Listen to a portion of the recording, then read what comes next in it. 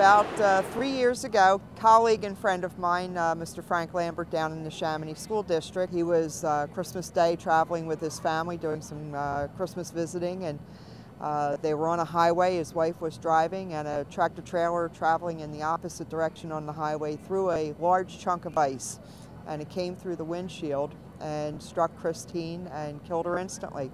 Frank took that tragedy and turned it into a very positive thing and pursued the Pennsylvania legislature to pass a law requiring all flat-topped vehicles to remove snow and ice from their roofs so that no one else would ever be injured or harmed from flying ice. So that presented a challenge for us because there really is nothing out there. There is no machine that's specific to school buses.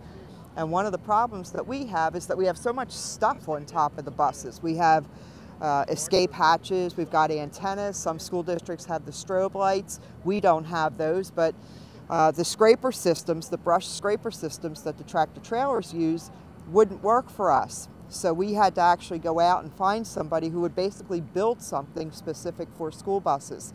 So Ernie found a contractor up in Canada, and we invited them down here in December of 2007.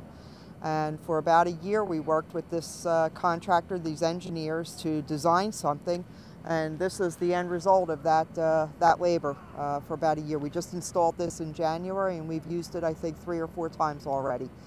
Basically what the system does is it blows the snow off of the roof of the bus, and takes about 45 seconds to run a bus through.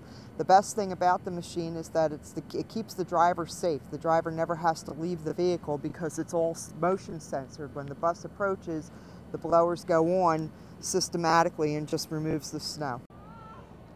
We try to get them in here between 4:30 and 5 o'clock. We have drivers that'll drive through and get every bus cleaned off. So that's what we've been trying to do. In the last 2 storms, we were able to do that.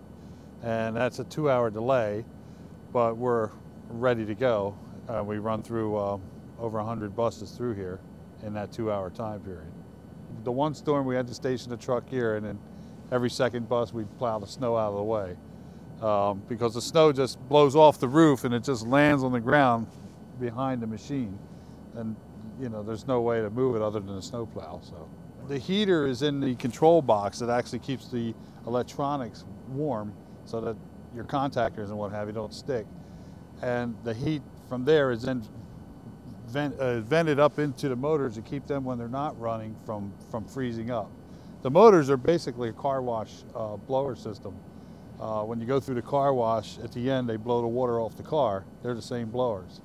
Last year it was a nightmare trying to, we actually closed school the one day that we had a significant snow, and we were taking it off by hand, and that was rough. I mean, we had probably about 30 people in the yard just pulling the snow off the buses, and then after we pulled them off, we had to plow it out of the bus yard. So it was this was a time saver for sure.